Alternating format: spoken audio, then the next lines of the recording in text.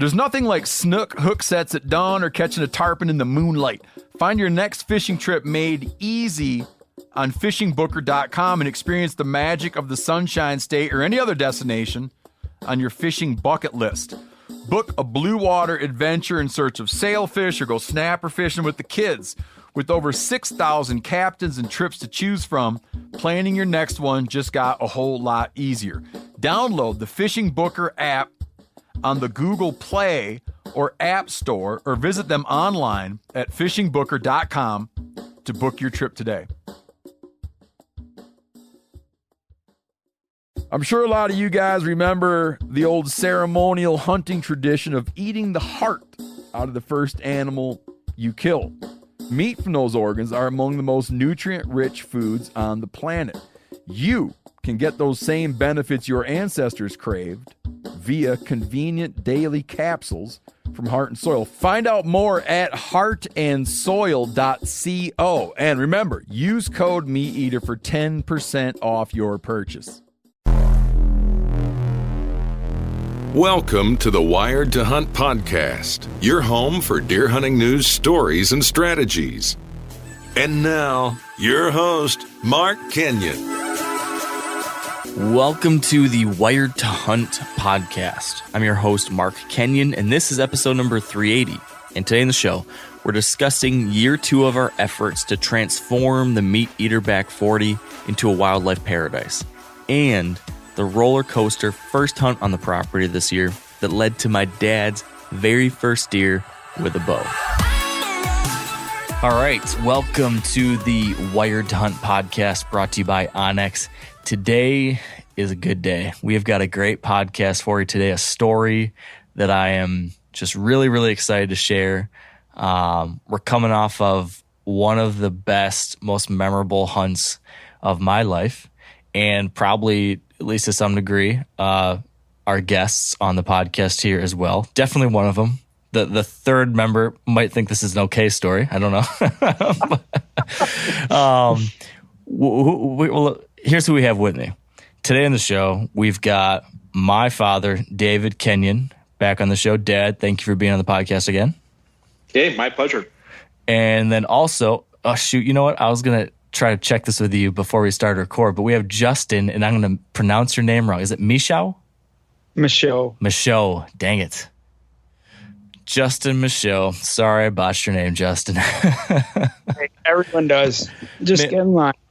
For years, like before we actually worked together or did anything, I always pronounced it Michaud. And then and then someone recently was like, no, that's very wrong. Yeah, you have to call out and everything. I think Spencer had to ask 3 times. So for everyone listening, Justin is one of the cameramen for the Back 40 TV show. So Justin and my dad spent a lot of time, and myself, all three of us spent a lot of time together last week hunting on the Back 40. It was the first hunt of the year out there, and we had a heck of a hunt. As I teased in the very beginning, you kind of get to hear the ending before you hear the beginning, but it was a successful hunt. It was an awesome hunt, but I want you guys all to understand how we got here. So I want to tell 2 stories that eventually become intertwined and lead us to the culmination of last week. One story is the story of the Back 40, how that started, this project, and where that's led us to now in year 2.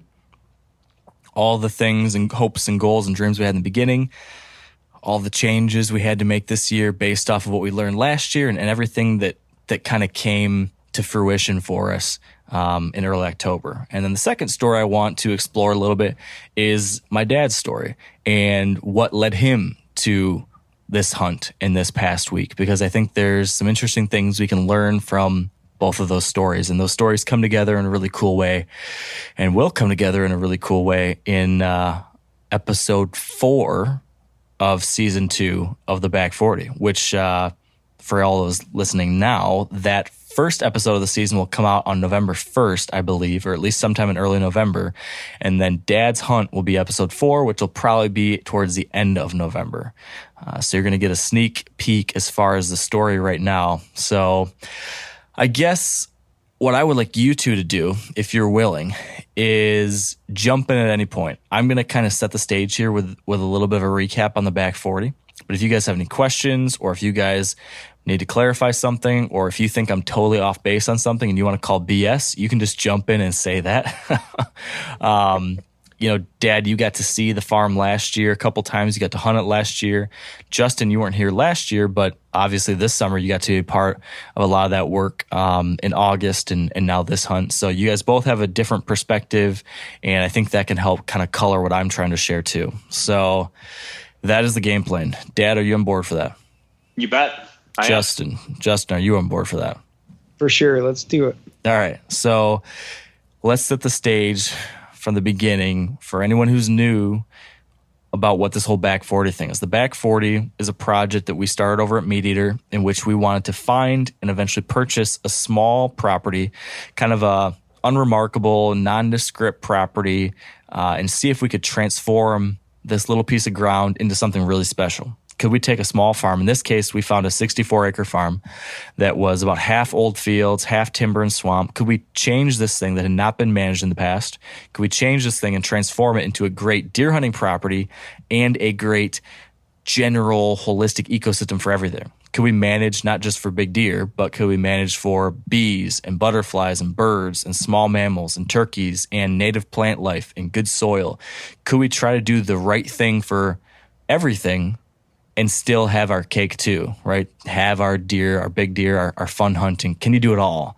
That was the question. That's what we've tried to do, and try to learn about what does that mean and how you can be a good steward while also having something you can harvest from the land as well. And that led us to finding this little place last year, purchasing it, started to do some work. We did some initial habitat improvements last year, but it was all very last minute.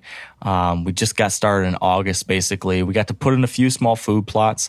I tried to plant some plot screens, basically some tall sorghum, which I hoped was going to break up these wide open fields, but a lot of that stuff did not work out very well. To further illustrate what we're working with here just a little bit, in case you aren't familiar with all this, the 64 acres, as I mentioned, it's about half timber and swamp, half old fields. The old fields mostly last year were just this invasive mare's tail weed and a little bit of goldenrod. Then you had this big swamp in the middle, and that was really the hub of the wheel of this property. That was the thing that I was most excited about and that I thought would be the saving grace of this property, because at least in places like southern Michigan that have a lot of hunters, I've come to find that you really need something like that, some kind of really great security cover to keep at least the occasional older deer around. So whenever I find a deep swamp, I know there's at least a chance that some good deer could be in there. While in otherwise open timber or ag country, it's just tougher to find them around me, at least. So that's what I thought we had. I had searched out a property that had that kind of feature while also being in an area that generally, from everything I could find out, from any research I did, from talking to neighbors, that generally seemed to be in a good neighborhood. So surrounded by folks that were thinking somewhat similarly to how we were, which was trying to manage for wildlife, trying to manage for more deer or older deer or a better managed, balanced deer herd. That's what we were hoping to accomplish. And I tried to find a place where that seemed to be on the minds of other people too. So that is what we had last year. The hunting season did not go the way I was hoping it would. A lot of the habitat improvements I tried to make, as I just described, didn't come in. The food plots were, not as impactful as I thought they might be. They came in pretty thin and sparse. I think I only had 1.5 acres of food total, maybe. The screens that I tried to plant basically failed completely. And so these fields were just wide open. That mare's tail lost its leaves once the fall arrived, and it was just barren, kind of a desert for wildlife. And because of that, very little deer traffic in those areas during daylight, and it led to some relatively uneventful hunting. I saw some deer the first couple nights, and then it quickly decreased, had a bunch of dud hunts, hunted during the rut, and saw very little deer activity. Kind of got lucky on the 4th day of our rut hunt, and There was a big mature buck in the area, not very big antler-wise, but a big-bodied mature deer, the wide 8, I called him, and I did get a crack at him. But that was the only decent buck we saw all season, the only mature buck we saw all season. So at a high level, frustrating, disappointing. And Dad, you came out, you got to have this hunt, and I know you were really excited to come out in the back 40. I've been kind of hyping up this property we had, and we were trying to improve, and I wanted to get you this great opportunity to get a crack at a buck with your crossbow. And it didn't really pan out the way we were hoping, did it? No, not as much as we had hoped, obviously. And because of all the work that you had done, even though I know it just started in August, you had still done an awful lot of work to prepare the property and all the work on the food plots, et cetera. And then just the excitement of being out there. I was looking forward to seeing a lot of deer, and just saw a couple and passed on that 5. And that was pretty much it for the time we were out there. We'll elaborate on this more, but most of your hunting has been up in northern Michigan, where we just don't see very many deer. So I had these high hopes of bringing you down to the southern part of the state, or at least farther south than we traditionally do. And being in a higher deer density area, you'd have an exciting hunt, and it just didn't pan out. So it was one of many disappointments last year. Justin, you watched the back 40. I'm assuming, maybe you didn't, but I'm assuming you watched the back 40 last year. Never seen it. from what? Yeah, from afar. What were your thoughts on the whole idea, the gist of what we tried to do, and then what you saw after year 1? Was it surprising? Was it kind of what you expected from year 1 of this kind of thing? I don't know. Do you have any thoughts from that first year? Yeah, I mean, I loved the idea of it, because I thought that what it did was created a situation that so many people have. Not everyone has the luxury of getting 300, 400, 500 acre pieces or leases and things like that. But 63 acres is not out of the question. So, and it's not like you adopted even a piece that was already established well enough that you could sort of piggyback on it. It was like, it really was super stripped down, which I guess in a sense gave you, you could do whatever you wanted. I never quite understood why. And I was going to ask you, as you were going through that, what did you think failed, as far as what were the causes of the plots and everything just not taking off like it did this year? Okay. So there's a few things I can point to, and then there's still some unknowns. I think, one thing that I knew going into is that these old fields, I just didn't know if they would stay thick into the hunting season. And then if they did not, would it hold any wildlife at all? And so I tried to plant that screening cover. I knew that getting some kind of visual barriers to break up these fields, to have some structure, I knew that was going to be really important. So I tried to plant those things, but I tried to plant them in a no-till way. And this is because we've been trying to adopt this regenerative agriculture practice when planting food plots and crops on the farm, where you try to avoid disturbing the soil. For a whole bunch of different reasons. By not plowing the soil, you can keep more nutrient, microbial life going in the soil. There's a lot of things that you keep in the ground that you want in the ground by not plowing it up.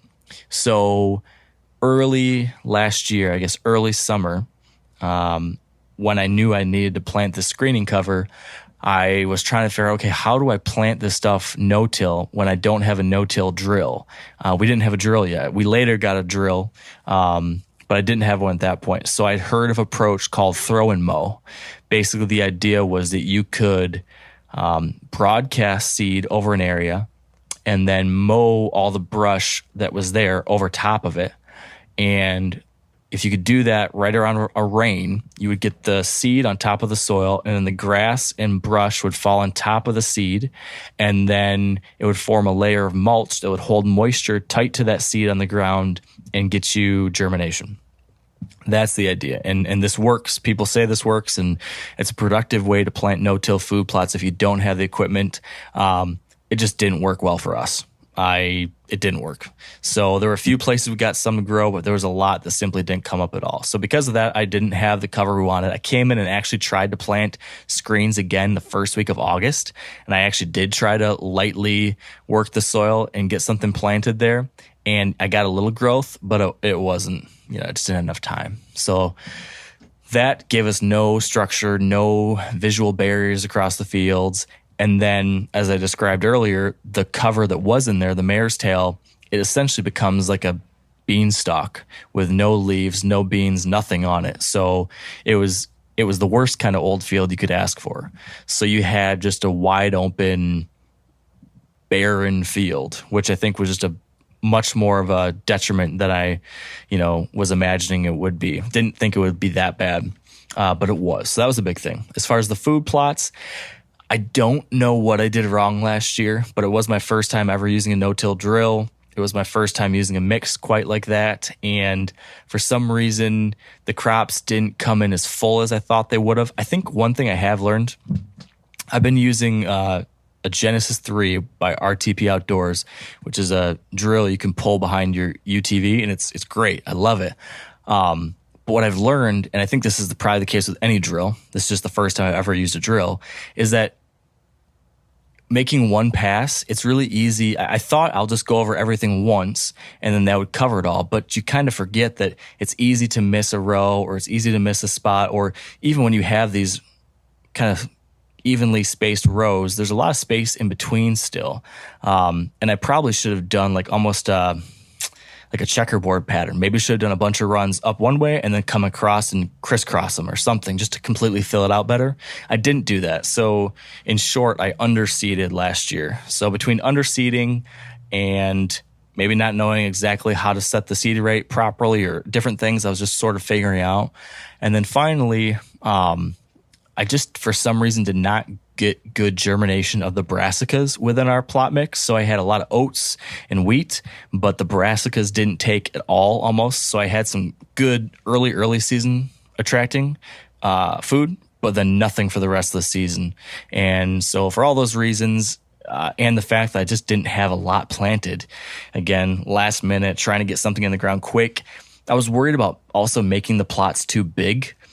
Because I was worried about being able to get in and out of the farm without spooking deer. So I thought if I keep the plots really tiny and, if I keep them narrow and in these little low spots, we might be able to sneak around without deer seeing us and spooking all the time.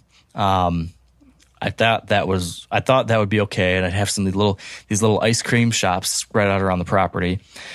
And there'd be enough deer in the area using the swamp and traveling back and forth that I didn't need a ton of food in the farm. That's what my thought was. But as the season progressed, I realized that wasn't the case. We just did not have a lot of deer spending time on the farm, not a lot of deer passing through. Other than one or two hunts, almost every sit was like one deer, two deer, no deer. Yeah. It was very, very, very slow, which led me to this year, the spring, thinking, okay, probably the two very most important things we need to do are related to these old fields. And that is number one, thicken them up. Find some way to turn this wasteland into some place that wildlife actually want to spend in daylight. So that was number one. And then number two, dramatically increase the quantity and quality of the food. Those are the two very most important things I saw that would be able to transform this to at least be a viable place to see a lot of deer and turkeys and other critters. So that was where my head was at as 2019 wrapped up. Which leads us to 2020. 2020, we had a lot of high hopes. We had big plans, a lot of big projects we wanted to try. And then COVID hit, and all of our spring plans, all of our spring guests, all of our spring projects basically got canceled and put on the back burner, and just really changed a lot of what we were going to do. So I kind of just threw together a couple little things I could do by myself or with a couple local people that could help me with things. But I was able to do a couple things that did make a difference. one thing I was able to do to address these old fields was I wanted to get some new base of grassy cover out there. So we frosted switchgrass.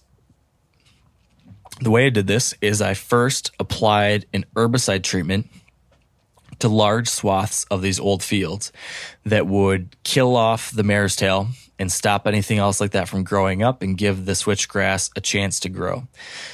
That worked.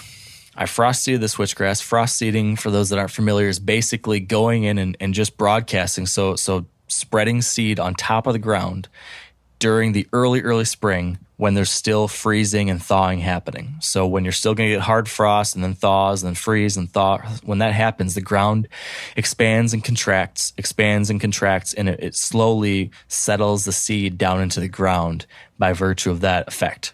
So that's what I did. And this had one expected benefit, one unexpected benefit. The expected was that the herbicide treatment knocked out the mare's tail and it allowed some of the switchgrass to get going. The second thing, which I guess I knew in theory, but I wasn't thinking about, is that not only did it remove the mare's tail to help the switchgrass, but even in places where the switchgrass didn't come in great, what it did do is it opened up possibilities for all the other seeds that were already in the seed bank. So what came up across all these old fields was a vastly more diverse, thick, lush blanket of different types of vegetation.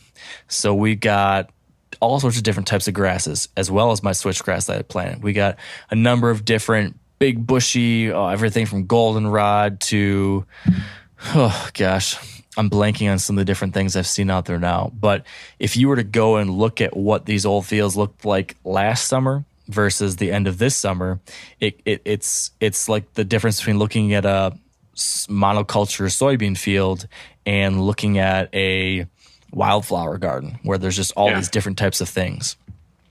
Speaking of, it's funny, Mark, because when you say that, I'm sorry for interrupting, but good.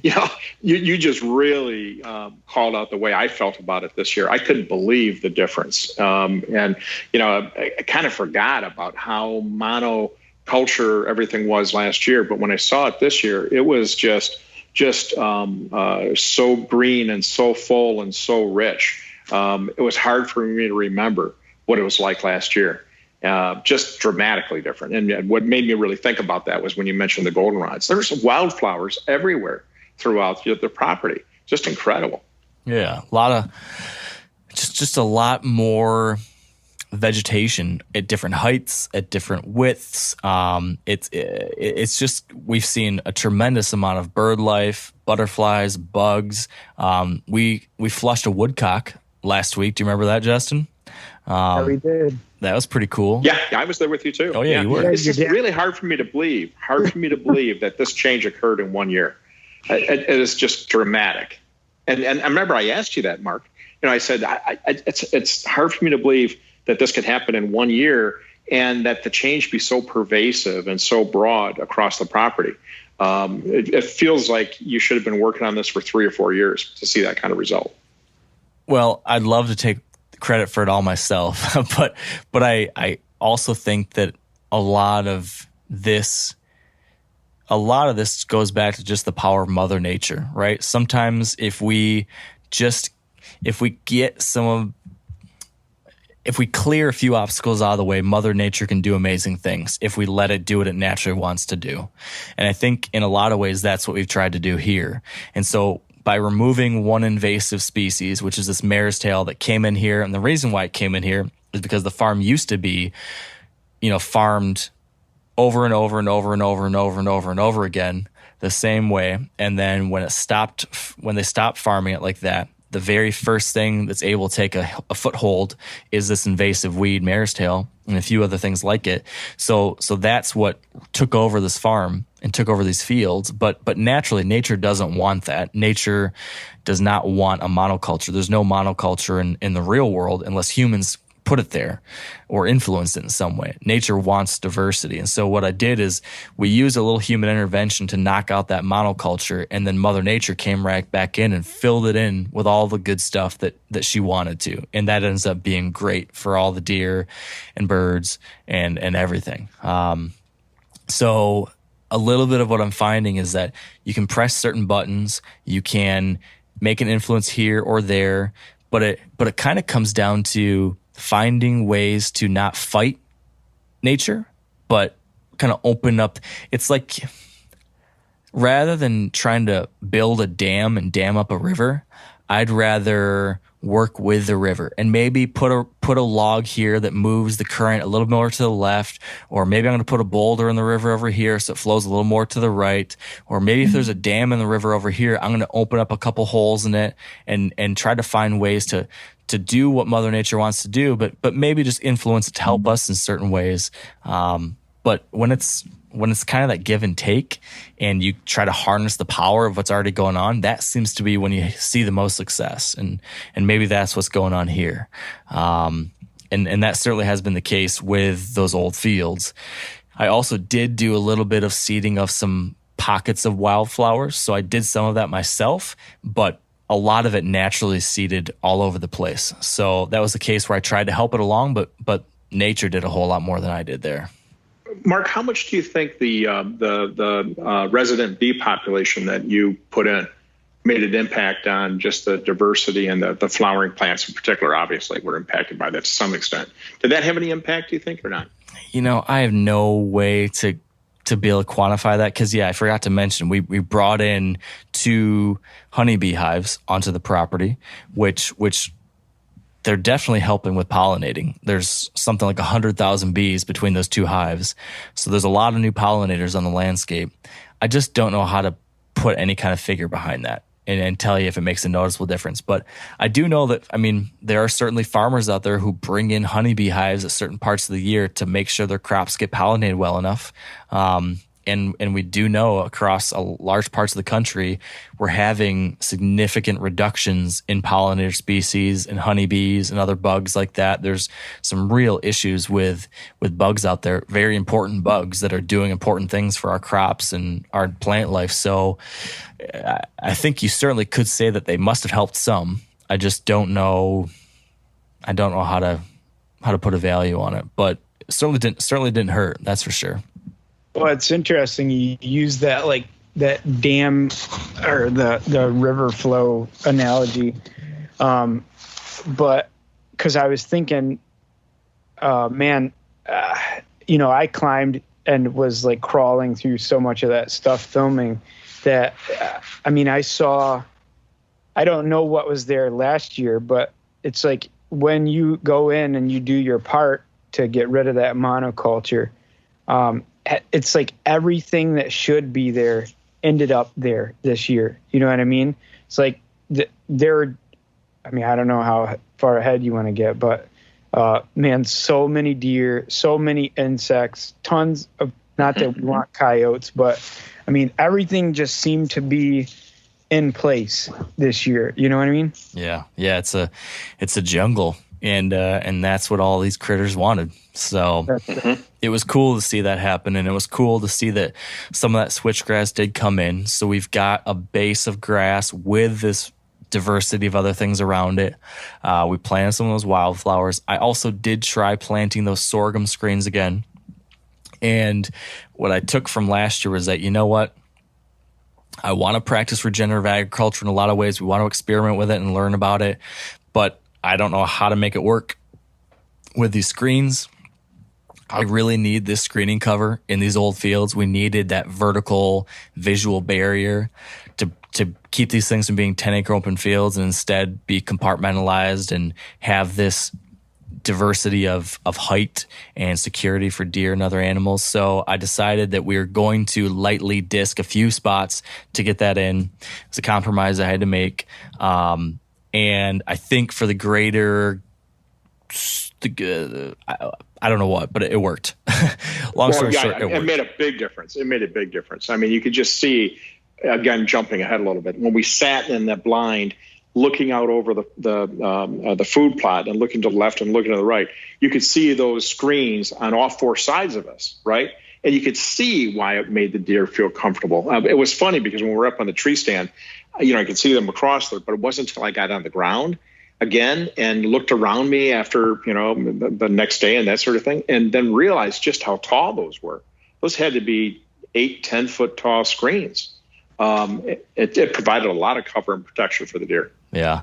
So for people at home, try to envision this. Imagine you had 6 fields that last year essentially were like dried soybean fields. If you've ever been in a soybean field, after the leaves fall off, they're just those little gray stalks, and that's it. That's kind of what the fields were like last year. Now, this year, imagine those 6 old fields, which total about 32 acres of our property, so about half. Now imagine those fields now have, hip to chest height to shoulder height, in some case tall weeds and bushes and grasses and all this different stuff. That's everywhere.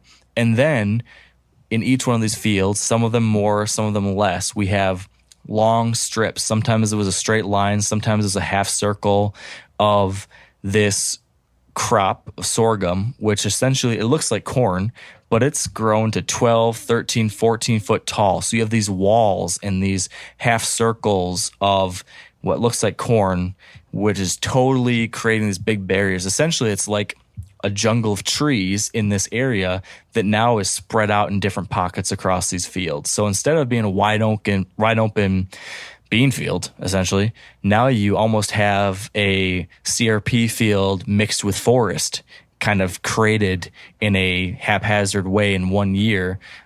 You get that kind of effect at least. So all of a sudden, deer can walk out there, and instead of feeling like they're in the open 10 acres, they can be in a little area of a half acre, and they don't realize that there's all this other stuff around them because they're enclosed, and they feel a lot more comfortable. The idea is that hypothetically, they'd feel a lot more comfortable coming out there. That was the hope coming into this hunting season.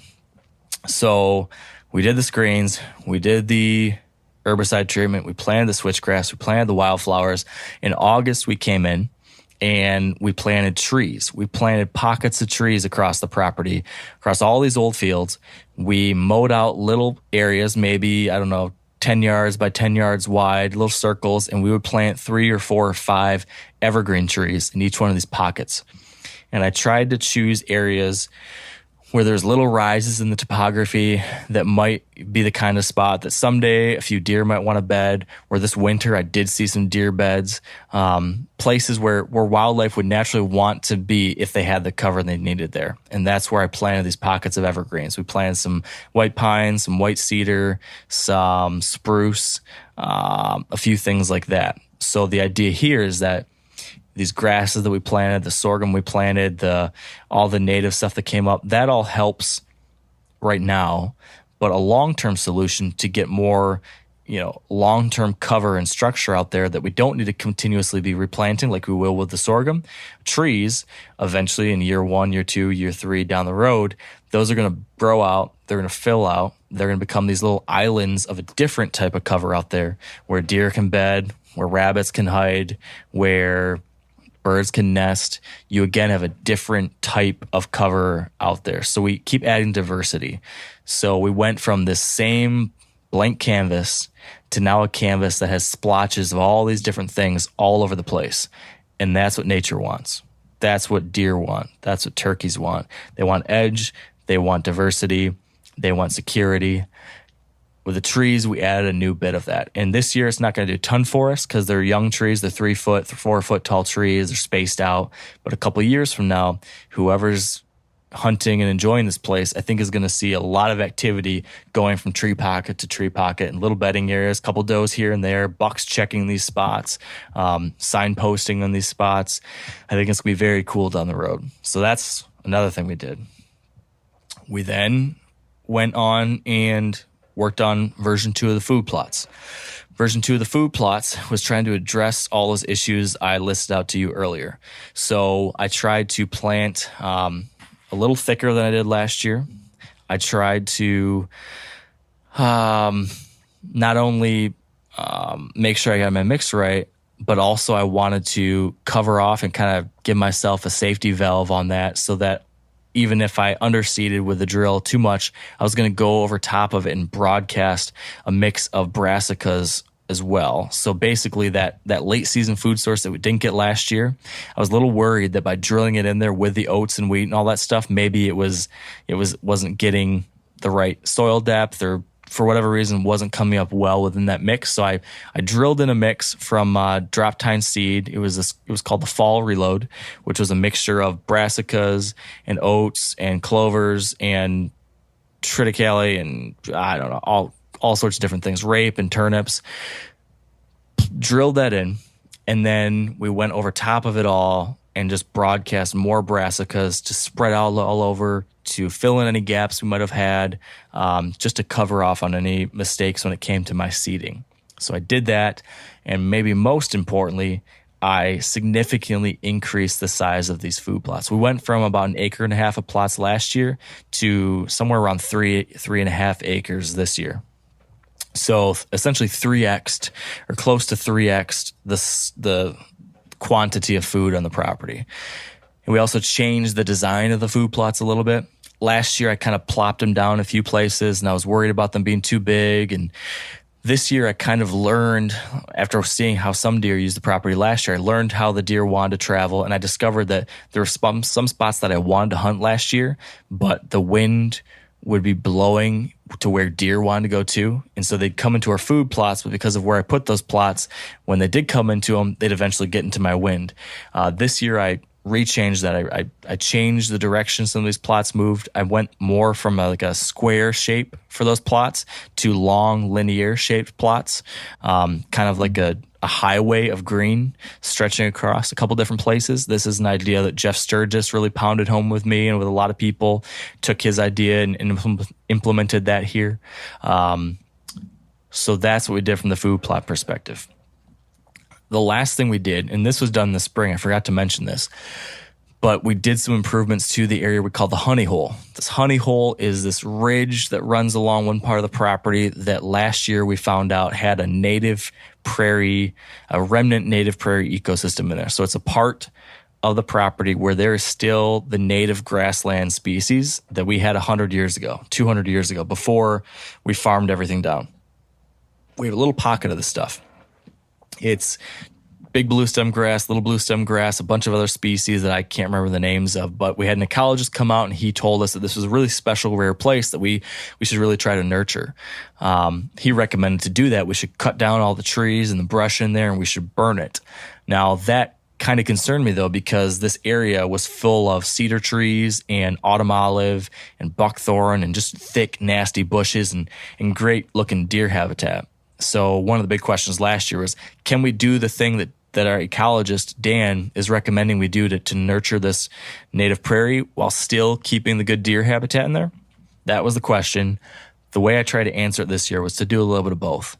I tried to remove some of the autumn olive and buckthorn by going in there early this spring and cutting down a bunch of that and then applying an herbicide to the trunk of those cut trees to keep them from coming back. So I cut out pockets of it. I didn't cut it all out, but I cut out pockets. So instead of a big wide open ridge of just grass, it was coves and little bays and some strips and some openings, but then other openings or other spots where there still were cedars, there still were bushes. So again, diversity. And then we did go in there and do a prescribed fire in April, I guess. April or May, somewhere in there. We did a prescribed burn with the help of Dan and burned it, which essentially takes all the old stuff, the dead thatch that was out there, removes any leaf litter, dead grass, anything that was on top of the soil. So it opens up everything to new sunlight. That heat kind of reinvigorates the soil and the nutrient life in there and kind of makes everything more fertile. It brings in a thicker, more diverse growth the next summer after the burn. And that's what we saw. When we came back in later in the year and took a look at the honey hole after the burn, Justin, you were there with me. When we walked in there, not only was there tons of grass and flowers and all sorts of different things in there now, but there was still deer beds everywhere, deer turds everywhere. I mean, the place was littered with deer sign. So we improved and helped nurture along that native prairie, but we made it maybe even better for deer. Which was, again, a really nice illustration or example of something that we're trying to do both of these things, So that was what we did from a habitat perspective. Do you feel like I missed anything, Justin, that you saw or that's worth bringing up?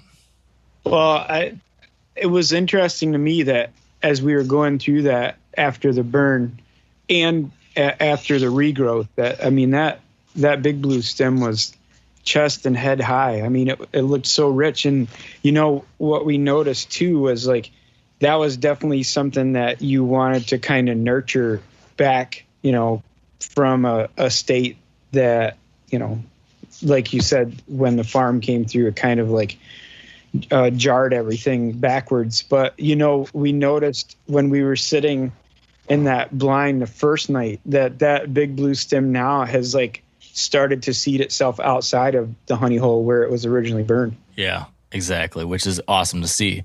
It's going to continue to expand its footprint. And that's another example of just kind of help Mother Nature along and let her do her thing. And I think we're starting to see that too.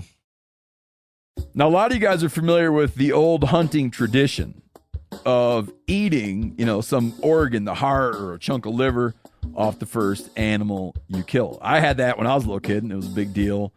Organ meats were always prized by frontier people who knew the importance of getting a lot of different minerals and nutrients. And as often is the case, those guys were onto something, because organs are among the most nutrient-rich foods on the planet. And you can get the same benefits your ancestors craved via convenient daily capsules from Heart and Soil, made exclusively from regeneratively raised, grass-fed, and finished cattle.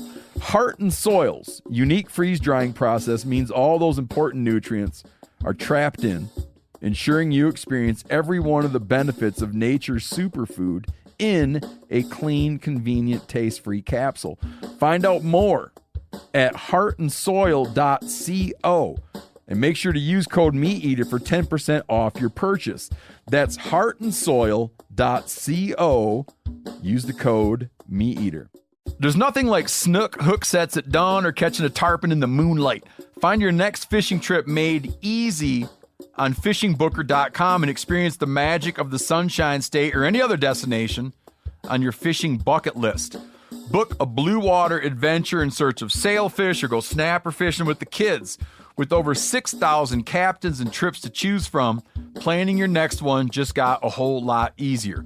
Download the Fishing Booker app on the Google Play or App Store, or visit them online at fishingbooker.com to book your trip today.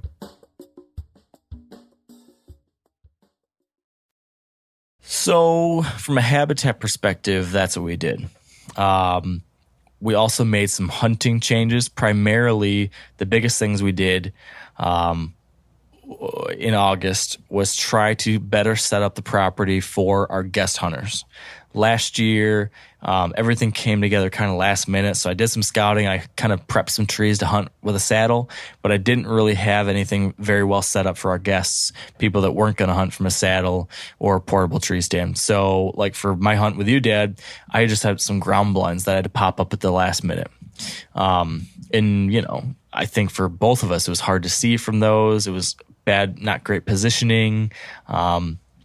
Would you agree that those ground blind setups were okay, but certainly not nearly as ideal as the setup we had this time around? Oh, no comparison. Yeah, absolutely agree. What we had this time was phenomenal. Yeah, so what we had this time was we decided to get 3 big tower blinds. The ones we got are called Landmark blinds. They're from a company called River's Edge, and basically it's like a box blind up on a tower, but instead of being made from wood or fiberglass or anything like that, this is just like a metal frame with waterproof canvas exterior, which was relatively easy. I mean, it was a challenge to put together a little bit, and I got to tell you that we had some guys from the company come and help us. A guy in particular, Jake, you're a godsend. Thank you for your help. He came out and helped us put together some of these. But they're not crazy heavy. They're not crazy hard to move around. It ended up being a pretty cool thing that we were able to do with myself and Tony Peterson. We were able to put up one of them by ourselves, and then Justin and Charlie, other cameraman, helped us with a couple more. So we have these 3 10-foot tall towers with a box blind on top that we set up in 3 different fields overlooking some of these food plots. Each one of these I put next to a bedding area. So every one of these setups is next to a food plot that's right on the edge of one of our best bedding areas in the farm. And one of them was set up just outside the honey hole, as you alluded to, Justin. One of them was set up in field number 4, right by where you and I hunted last year, Dad. Yep. And then one of them was in field 3 on the west side of the property. So we'd have one east wind spot. And yeah, I was hoping for something that would give people a better view as far as distance, that would give people better shot opportunities, that would, just be much better positioned for you, Dad, or for our hunt winner that's coming out later this year, or our new hunter that's coming out this year. I'm hoping for a more comfortable, more productive sets for those people. And and that led us to the first hunt to test run all of these things, which just happened last week. So that's the story on the habitat stuff. Dad, do you have any questions as far as habitat or anything else you want to bring up as far as what you saw or things you were curious about? Anything as far as the farm and the changes we made or things like that? Well, all I would say is just reiterating the things that you've already brought up. I was really surprised at the difference. And I didn't spend a lot of time at the farm, last year, a couple of days, but just the difference in the on the cover, particularly the sorghum and the food plot layouts. I mean, it was like being on I guess it was, for all intents and purposes, I was hunting on a completely different property, and just the difference was so dramatic to me. I was really surprised. Yeah. And back to those elevated blinds. The other thing I really liked about those was the flexibility you had in the windows, right? Setting those up and opening and closing. And we had several times where we just had an inch and a half crack basically in the back or on the side, just enough that you could kind of look through it and get an idea if there were deer coming through. I think the whole setup was a lot more conducive to really being stealth and really having not just a comfortable sit, but also being well positioned when you did see deer. Yeah. The windows, I really do like those. You essentially have sliding canvas. I don't know. It's just the canvas exterior, but they're almost like how you can slide curtains. But these curtains could go either horizontally or vertically. So you can slide them left and right, or you could slide them up and down and essentially customize whatever size or shape opening you want. If you want vertical windows, you can make them. If you want horizontal windows, you can make them. I really like that. Okay. So that brings us to the beginning of hunting season. This hunt was exciting for me for 2 reasons, particularly exciting for me for 2 reasons. One was on the selfish side, and that was I wanted to see the results of everything we did. As I just described, I put a lot of work in. We all put in a lot of work this spring and summer, whether it be the camera guys like you, Justin, whether it be the guests that came out and helped me. There was a lot of time and sweat and energy put in this. So big thank you to people like Doug Duran, Dan Jajo, Tony Peterson, Dan Zay, Rob Haubrey, Nick George, all the various folks over the course of the year that have lended a hand. Thank you. So all of that just had me so interested and excited to see, okay, can you actually change something in a year and see a big difference the way I was hoping you could? So the first hunt obviously is the real litmus test of that. So I was excited for that. But number 2, I was really excited because I wanted to fulfill a promise or fulfill a hope that I had that we started last year, which is helping you, Dad, have a really special hunt. And, as some folks have heard in some of our prior podcasts, last year's episode, you've dealt with a variety of challenges over the course of your hunting life that have made things tougher than some other people. And you haven't, whether it be some stuff you've dealt with or the places you've hunted, our deer camp up north, you don't see a lot of deer. There's a number of things that have just kind of made it tougher for you to have a good chance at a buck or a deer of any kind with your bow. And I thought, man, we're going to get my dad down here in the back 40 and we're going to get him that first deer with a bow, or we're going to get you your biggest buck ever. And last year was just a flop.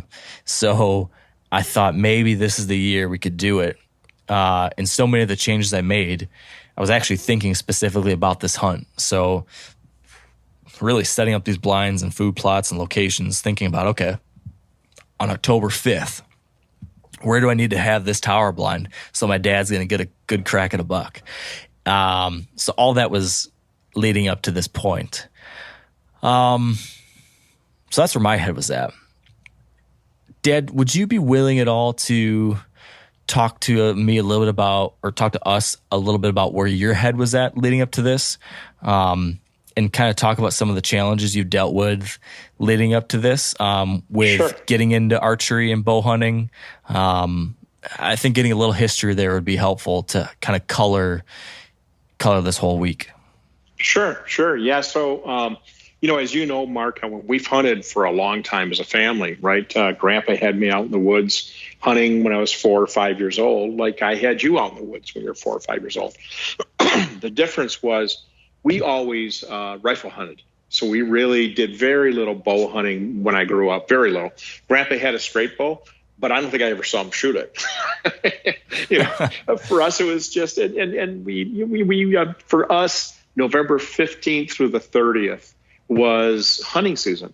That's when we went up, and when we got the cabin, and we had it was a religious rite. We went up there on the day before, or maybe 2 days before opening day, and we stayed that entire week if we could, or came up the following weekend and Thanksgiving weekend. And as our cabin up north, we had a lot of deer, for a number of deer, never big deer, 20, 25 years ago, but that kind of, for whatever reason, the number of deer leveled off quite a bit 10, 15 years ago. And so we still went up as a family. We still did our hunt, but we had really low expectations about, the number of deer we're going to see and the number of antlers we're going to see. And every once, occasionally every year or two, we'd get a deer between the 4 or 5 of us that went up, but just not the numbers and the quantity. So, that's part of what I was so excited about. Not that I don't love to hunt up at the cabin, because I really do, but to some extent, it's for different reasons. I'd love to see a big buck, a mature deer walk out in front of me, but I don't typically expect that. So yeah, back to your point about, some of the challenges. So I've always rifle hunted my entire life. And as you know, and we've talked about before, I have low vision, visually impaired. So for me, basically what my vision is without correction is what you can see at 200 feet, I see at 20 feet. And I have a telescope, a small telescope in my glasses that gives me a magnified vision of whatever it is I'm looking at. But it's really hard to use something like that in the woods, right? It just doesn't work well at all. And as you and I talked about, Mark, you asked me sometime over the week, you said, well, gee, Dad, why aren't you wearing your glasses with the telescope in it when we go out in the woods? And what I explained was I used to do that. I used to do that all the time. And I spooked a lot of deer because of that. Because there's going between the glasses, the binoculars, and then ultimately your scope on your rifle or your crossbow, there's just too much movement. It's too difficult to do all of that, be able to see the deer, see the movement, see the, whatever it is you're trying to determine is a deer or not, and just not spook. So I tried something different the last couple of hunts where I just have left the glasses behind. And so I'm particularly blind in that case. But the advantage is it minimizes the amount of movement in the blind, so that I'm basically working between the binoculars and the scope, and use the binoculars for the most part, because that gives me the ability to be able to see the deer. So, those are some challenges that I've had. I guess the other thing is because you and I can't recall whether it was your idea or my idea or both, we got into bow hunting back in the early 2000s, right? And went out and bought a couple of compound bows, and you took to that right away, and that was really your passion pretty quickly. And I was always kind of a casual hunter with a bow, go out behind the house or up at Kenroven or whatever. But I'm honest and would say that I've never had the certainly the level of proficiency and the level of skill that you have, and that's kind of compounded by. For me, it's quite honestly, it's really difficult for me to see the target. So that's why 10 years ago or so, maybe 8 years ago, I moved over to a crossbow. Not so much because of the crossbow itself, but because you could use a scope. For me, that gives me the ability to be able to, see the animal and make sure that I can get a good bearing on it. So, those are some of the things that, I just say in general, everybody has something. Some of us have physical elements. Some of us have other kinds of challenges that we work with in life. And so I don't consider that to be any different than anybody else. I just have to overcome them in different ways, and that's how I did it. Did hunting has you make it sound really easy when you say all of that. That's what I think I'm getting at. You make it sound really easy, but I don't think it has been. Has it been tough? Have you had times when you thought, "Why am I doing this?" or "Can I do this?" or have you done things and thought, this is never going to come together? Because I know that the vision, and we've said this 1,000 times, I never can really know what it is that you're seeing and experiencing, but I know it can't be easy. How is that? I'm having a horrible time coming up with the right question here, Dad. Yeah, but maybe you're my dad and you get me. Do you get what I'm trying to say? I do. How have you dealt with that? Yeah, well, quite honestly, there was quite a bit of time, a good part of that period of time, where I went hunting fully expecting that I wasn't going to see a deer, fully expecting I wasn't going to shoot anything. And that does, at first you kind of work your way through that. But after a while, that does get a little discouraging. So I think, when all that really began to change 4, 5, 6 years ago. And a lot of that was because of you, Mark. I mean, I think you've certainly taught me a lot, but I think also we've had the opportunity to do a lot of these things together, right? And I think the just being able to get out of the woods, have the opportunity to really sit and have the opportunity. And I guess maybe just not take it. So when I say not take it so seriously, I don't mean not try to be the best hunter you can be, but not take it as a personal affront if you don't see a deer or shoot a deer in the woods. I had to kind of get over that, is what I'm saying, because that was definitely a challenge. Because the number of deer, I mean, how many times have you and I been in the woods together, and we tell the story about, the 2 or 3 deer ahead of us, 25, 30 yards. You see them clear as day, and I can't see them. Yeah. I mean, I have a lot of stories like that. And but to some extent, I just had to get over it, right? And say, if I don't see them, fine.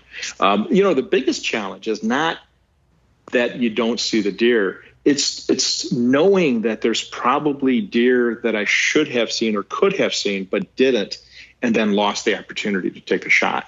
That's actually, I think, a little more frustrating for me than the latter. And I've kind of adapted over the years. Like I say, that's why I hunt entirely with binoculars now, and I scan much more than I ever did before, which I know is a little frustrating for you sometimes, Mark, because that's certainly a risk that I'm going to be spotted, and there's more movement than normally you would have in the woods.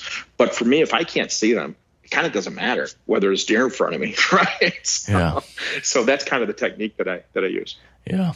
Well, I got to tell you, there's been a lot of things throughout life that I've noticed growing up with you, and a consistent thing is that you have always taken the situation head on and never complained about things. You never said, "Woe is me," or you never would let it really get to you or make you give up. You would simply adapt and make the best of situations, and then learn how to enjoy whatever it was. And I think that's something that you've illustrated in a really clear way with hunting. For me, growing up, I had the tendency, as anyone listening to the show knows, to get overly wrapped up in the results and to get so mission focused. I'm very achievement oriented, as you know.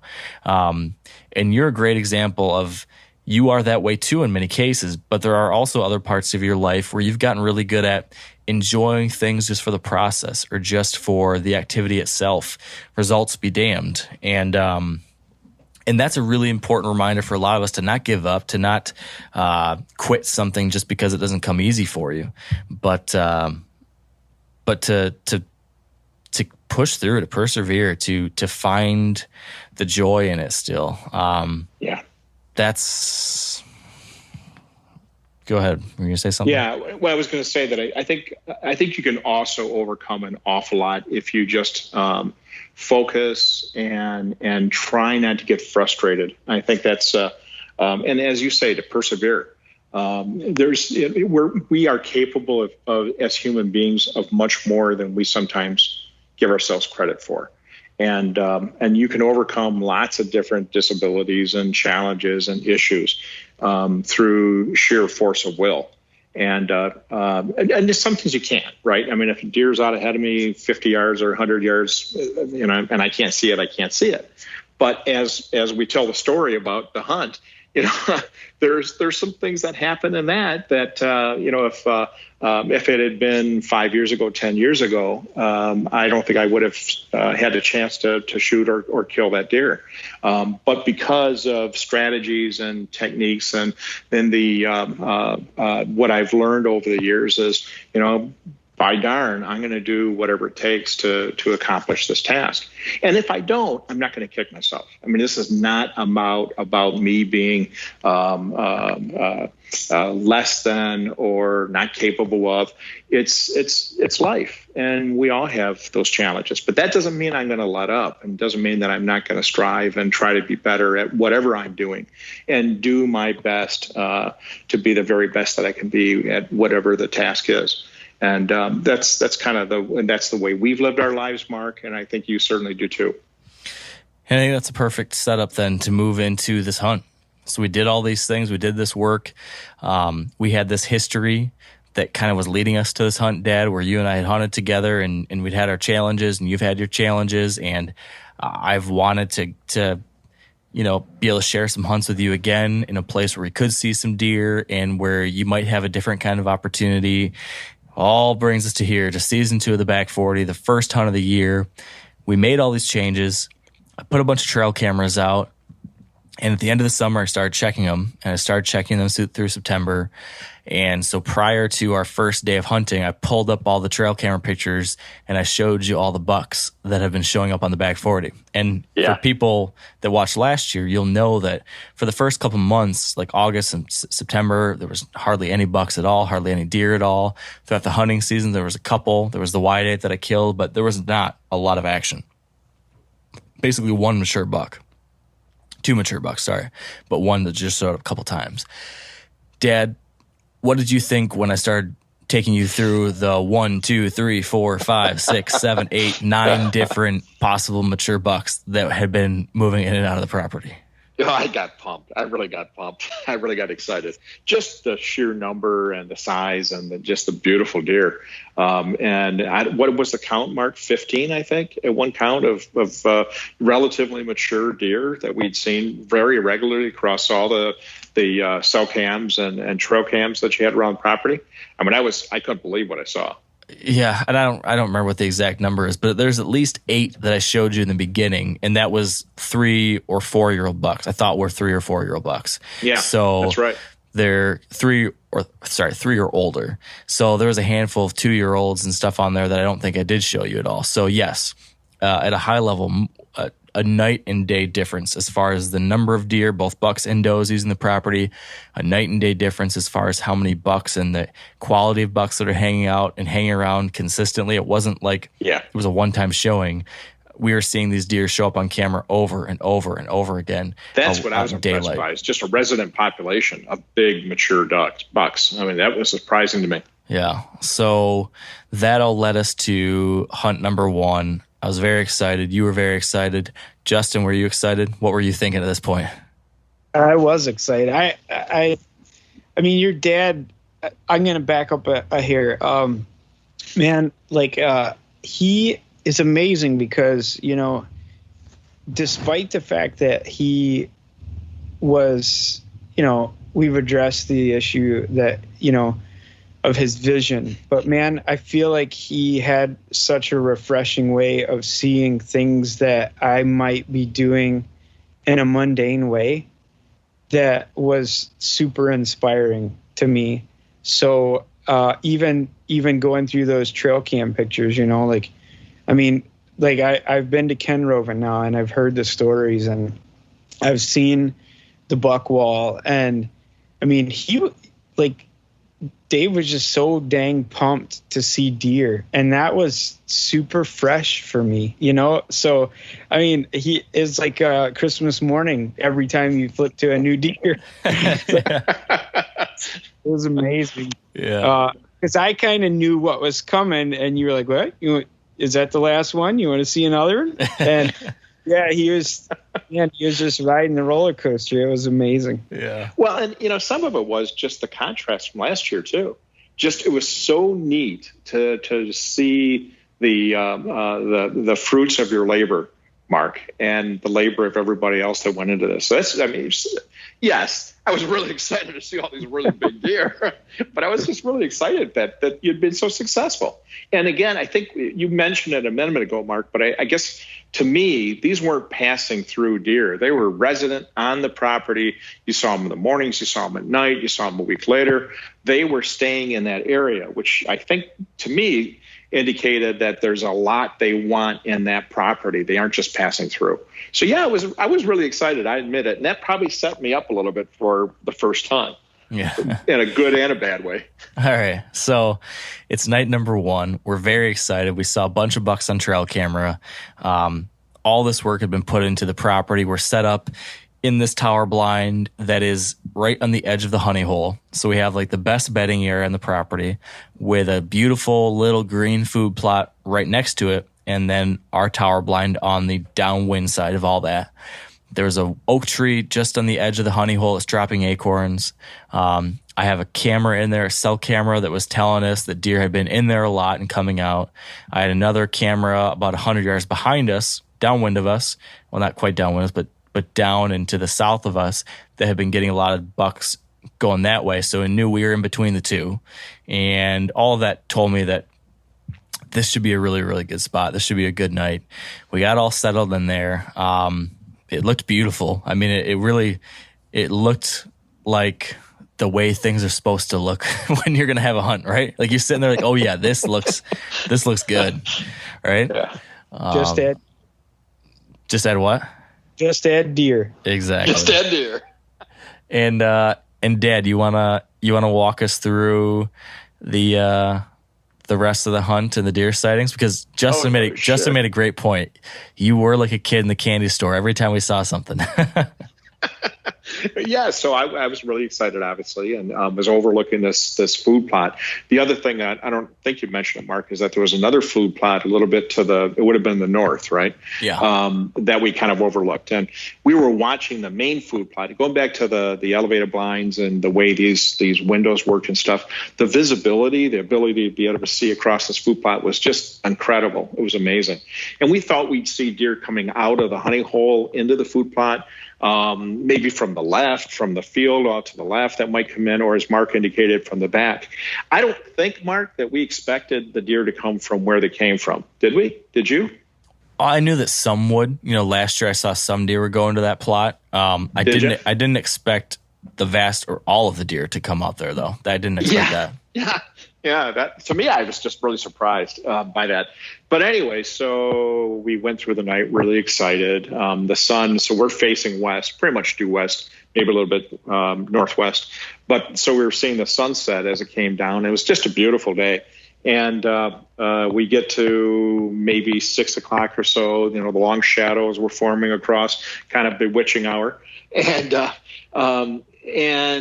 out, I think it was you, Mark, that saw it first. So there was a deer that came to this food plot to the north that's just adjacent to the one we were really overlooking, and came from the west out into this food plot, just feeding. And I can't remember, Mark, if that was a doe, the first deer I think we saw, wasn't it? Or Justin? First one was a 1.5-year-old buck.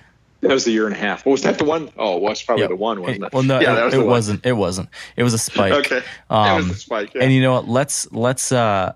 Let's hit pause here, because there's one thing that happened before the deer showed up that's important to point out. Before the deer came out, we had a little conversation. We said, "Okay, Dad. Oh yeah. What are what are the goals or standards for the hunt tonight? What do you want to shoot? And so walk me through what you decided you wanted to do for night number one and through the rest of the hunt. Because, right, for me, right, I target mature bucks. That's like my thing. Right. But given everything we've talked about, that's not necessarily your thing. What was your plan? Yeah. So I thought it was perfectly logical, right? Took a very logical approach. We have 5 nights to hunt at that point. And I said, well, since we have so much time, we've got this all planned out. We've got 3 different places we can hunt throughout the property. I'm going to go after a 2 or 3 year old deer tonight and go after a mature buck, for me anyway, a relatively mature buck. And, I'm going to be a little pickier, and then maybe be a little less picky tomorrow. And then the last couple of days of the hunt, if I hadn't shot anything by then I'll bring my standards down and shoot anything that's legal at that point. And so that's essentially what I said, right, Mark? Yeah. And I think you even more specifically said you wanted to shoot one of those target buck the first night. Yeah, I did. That's right. One of those big 8 ones. Yeah, I think you called it the heavy 8. That was the one that I was targeting. Well, he was the one you really wanted, was the heavy 8. But then there was another like 6 or 7 other like nice 3-year-old or older bucks that have been showing up. Yeah, believe me, I wasn't going to be real picky. I would have taken any of them. Yeah, they're all nice deer. And that felt really doable that first night as well. It did. Yeah. Especially after seeing all the trail cam pictures. Yeah. So as you stated, that first deer stepped out in the neighboring field. It was a 1.5-year-old spike or forky or something, and you were excited. We're seeing deer, and you could see it well too, right, with your binoculars on that. Yeah, I could see it well from the binoculars. You're right. It was still probably 7,500 yards away. It was a ways away, but I could see it. Yeah. The lighting was good. He was down feeding. He walked a little bit, and then a few minutes later, Mark said, "Oh, there's another buck coming, or another deer coming." Again, I can't remember if that was, by the time we're done, we saw so many deer. It was great. I mean, it was one of the most exciting hunts of my life, even though ultimately, it didn't work out. It was the most exciting hunt of my life, I think, short of the other night. So just because of the number of deer we saw. Yeah. So eventually at one point, there was 4 different bucks in the food plot. Which, had you ever seen 4 bucks at once ever before? No, I haven't. No. Yeah. No. So 4 bucks, and they were they were fighting. So it was 2 pairs of 2 sparring with each other in the food plot. Yeah. Which is really cool. You'd never seen deer fight before. No, I hadn't. Nope. So there was a whole lot of firsts happening. I had, leading into this hunt, anxiety around, I just wanted to give you a show, like a really good time. I wanted this to be like what you dreamed it would be. So when those bucks, when the first buck came out and the second buck, and I saw how excited you were, and then a third one and a fourth one, you were saying, "I've never seen this," and you were so excited. Right there, I was like, "Yes, I did it! Like, we did it. Yeah. This is it. This is awesome." There were deer on the property. You were really excited about doing something, seeing something you'd never seen before. That was a super cool moment. So the bucks are fighting, some does come out, it's awesome, and I'm telling you all, okay, that's a 1.5-year-old spike, that's a 1.5-year-old 4-pointer, that's a 1.5-year-old 6-pointer, that's a 1.5-year-old 7-pointer, but they're all just 1.5 years, and they're doing their thing, and then eventually some of them start kind of walking our way, so going from field 5 towards us in field 6. And how about, so this is all happening, we're watching it, we're excited, but they then start coming into our plot, and I'm going to let you take it from here, Dad. The 4-pointer and the 7-pointer, 2.5-year-olds, step into our side of the fence row. So there's like a tree line between these 2 food plots. They step onto our side. Take it from there. Yeah, so the 7-pointer came in, and he's probably, would you say 35 yards, Mark? 35 yards. Well, you're really fast forwarding here. I was going to give a little more in between. So they're over in the tree line, and like, oh man, they're coming in. I'm like, yep, he's at 70 yards. Just that 1.5 old though. And then he keeps walking closer, and then I see you pull your crossbow up, and I'm like, all right, well, he's coming in. It's your hunt, Dad. You do whatever you want, but just a 1.5 years old. And then I'll let you take it from here. things progressed so quickly there. They did. And of course, I didn't know appropriate deer hunting etiquette applied with my son. Right? So, I brought up the crossbow. And of course, all the conversation we had at the beginning of the night, I just totally forgot, quite honestly. I got pumped. I got pumped to these deer coming across the field. And I brought up the crossbow and, put the scope on that 7-pointer. Now, he was moving, not real fast, but he was moving a bit. And he came across the field or the food plot. And I think, I definitely had a case of deer fever or buck fever going. And as he was coming across, he turned a little bit towards us. And I think at that point, so neither one of you, I think, noticed if I turned or I took my safety off. But at that point, I decided, didn't verbalize it apparently, but I decided I was going to take this deer. There was a lot of chatter going on in Dave's mind. Yeah. Yes. There's a lot of, oh, shoot. What should I do? Oh, shoot. Yeah. Justin, there wasn't a whole lot of chatter. It was just, for whatever reason, when I saw that deer, I got to that point, I just said, I'm going to do it. I just did share. It wasn't my inside voice. It was my outside voice. I was like, oh, crap. I don't know what he's about to do, but I got to try and move this camera. Yeah. Sorry about that, buddy. Well, anyway, I think at that point I was shaking pretty good and excited and just determined to take this deer and put it on the deer. Again, I don't think Mark had any idea I was going to shoot. I did. I wasn't. The deer just jumped in the air and ran back towards the wood line at the far end of the food plot. And quite honestly, I didn't know if I'd hit him or not. I didn't get a good view as the bolt came out of the crossbow and didn't know. Mark almost immediately said, Dad, I think it went over his back. Think you missed it. 99% sure that we probably missed it. And I'm kind of thinking in my back, went, how do you know? You didn't shoot it. Then I thought, he's probably right and I'm probably wrong. But, and then of course the adrenaline starts winding down and I'm thinking, oh crap. Now the good news is I'd much rather miss a deer than wound a deer. So on the one hand, I'm feeling really disappointed that I probably missed this deer. But the other part of me is saying, well, yeah, but I'd rather do that than take a bad shot and have an animal that's eventually going to die out in the woods, et cetera, et cetera. And so, kind of did the adrenaline crash, right? So this is the proverbial roller coaster, the adrenaline rush and the adrenaline crash. And as we're sitting there talking about it, et cetera, and I'm thinking about the events that occurred, et cetera.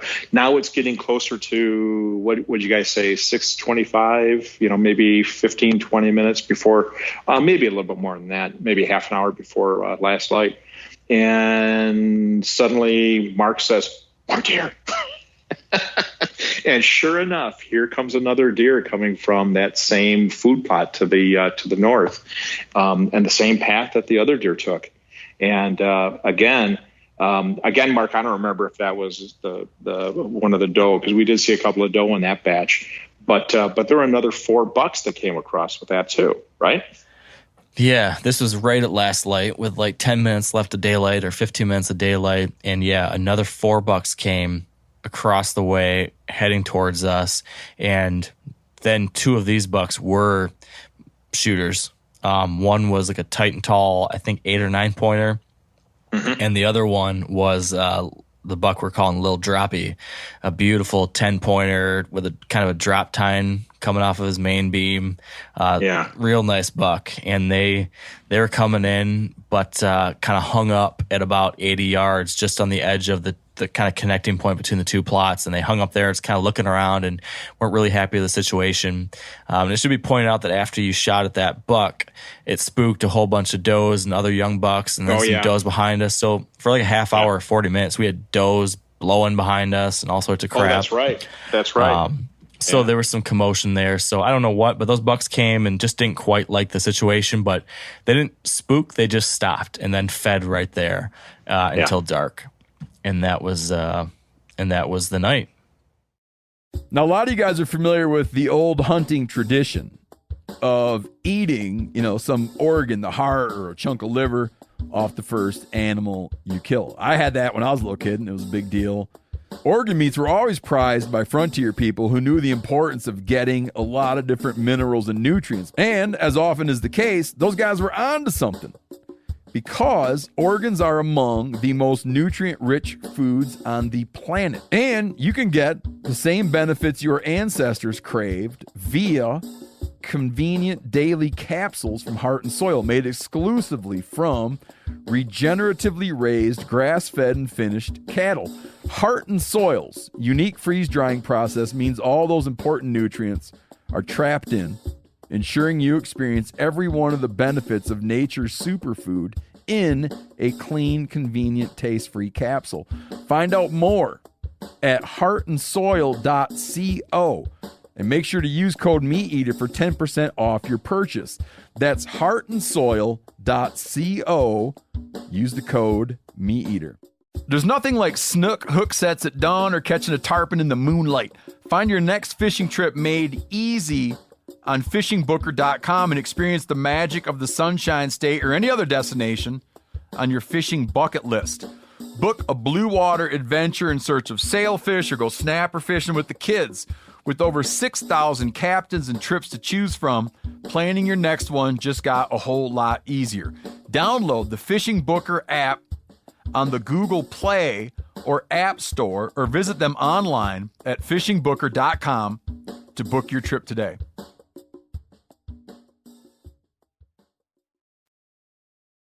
Just going back to emotionally, for me, it was one of the neatest experiences, the best hunt I've ever had, just because of the ups and downs and the number of deer we saw, right? And just the way they came in. And I mean, it was just really exciting. So I had a ball. Even though I, shot and missed a deer, I had a ball. And it's just amazing to me that those, 4, 5, 6 deer that came in after the shot still came in. And even though they didn't come quite into our food plot, they didn't seem like they were terribly bothered. They didn't seem spooked at all. I like your optimism.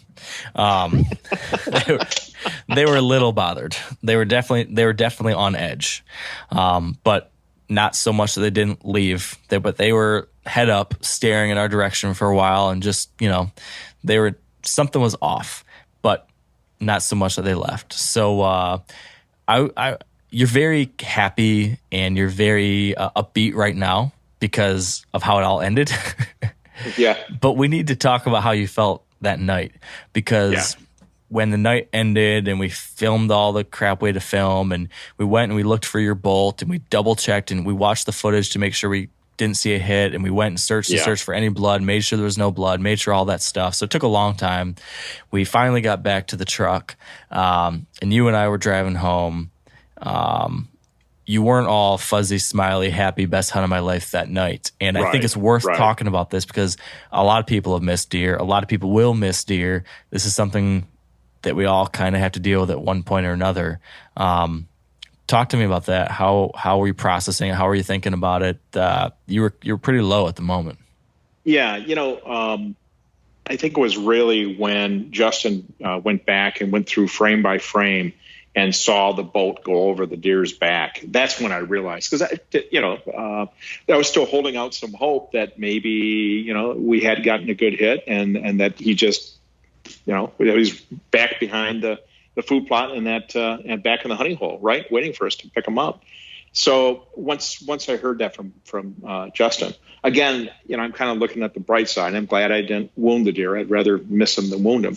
But yeah, Mark, and I'm thinking, shoot, especially with all the talk and especially with all the preparation, I still miss the deer. Now I know some of that was a little bit of buck fever, but I take that very seriously, and I'm not frivolous, and I don't shoot wild.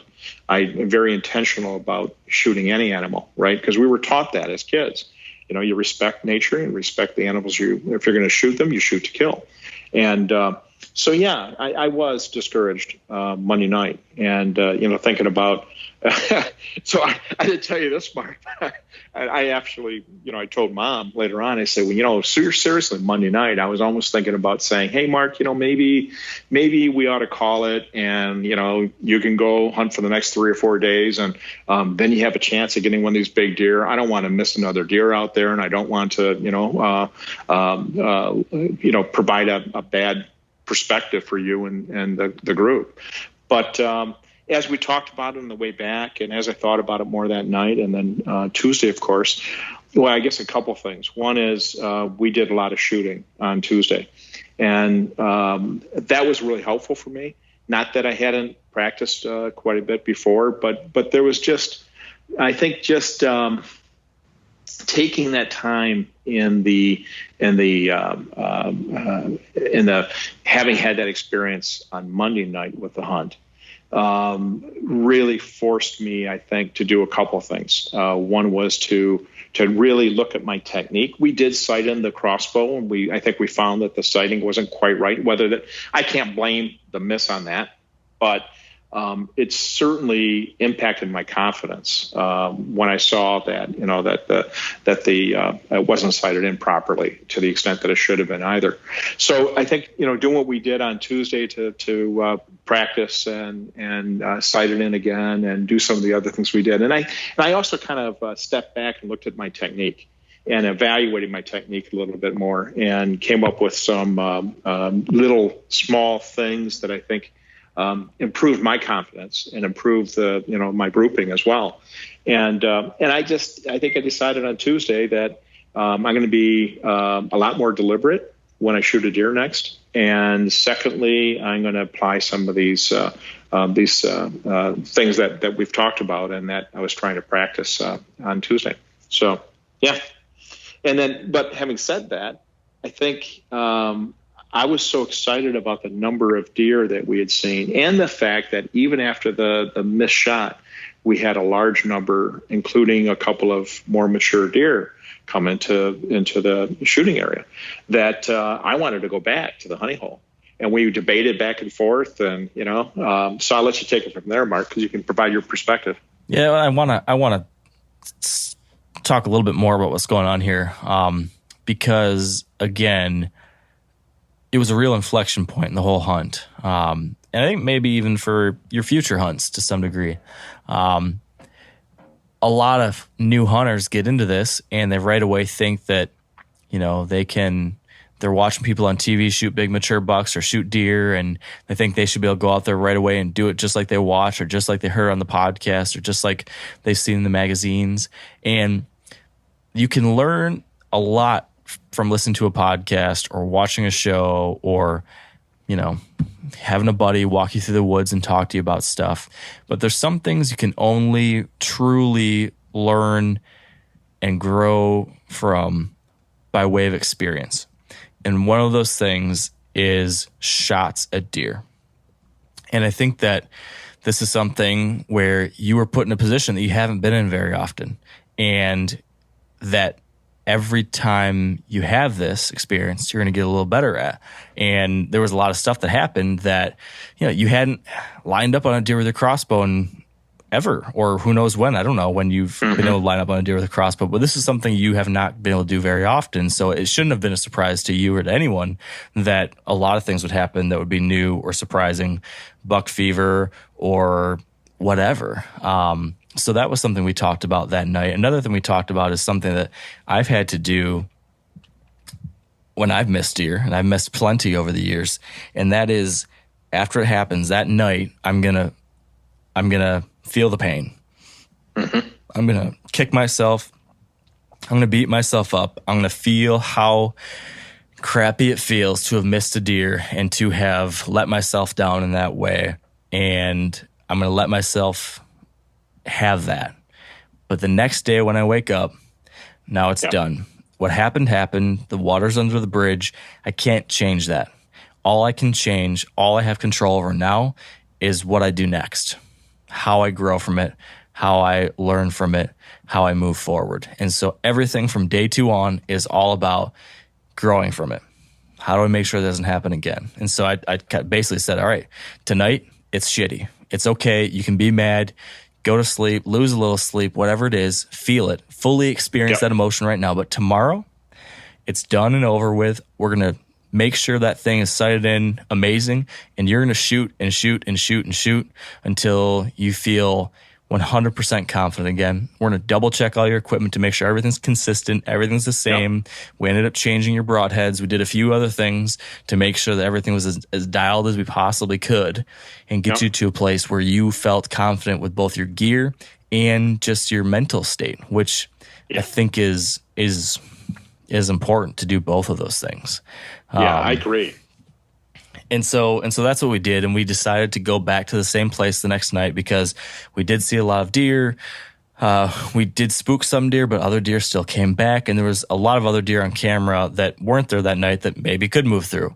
And it wasn't the best place of anywhere on the farm. I think that was our best spot in general as far as cameras and historical data could tell us. And so we went back in on day 2. In my head, I'll tell you, Dad, you had all your emotions going on after night number 1. Mm-hmm. I had a sort of a different set of emotions. You really threw me off when you shot that deer. I'll tell you that first off. You scared the crap out of me. Literally, I haven't seen the footage, but I have like a verbal, I go, oh, or something. I made some kind of verbal noise when you shot because it scared me so much because I didn't know you were going to do that. But then, I saw my plan coming together exactly how I thought it was going to come together. And then this changed it. And my specific hopes and dreams for what I thought was going to happen and the big buck coming for you, all that like kind of shattered down around me. And so my selfish side in my head was thinking, oh shit, this is screwing everything up. What are we going to do? This could blow up the whole area. How are we going to make up for this tomorrow? Is tomorrow going to be horrible? I got negative in my head too. And so I kind of had to go through a similar mental talk kind of situation as you had to do your own thing. I had my own thing where I had to say, okay, that happened. What happened. That's hunting. Things happen.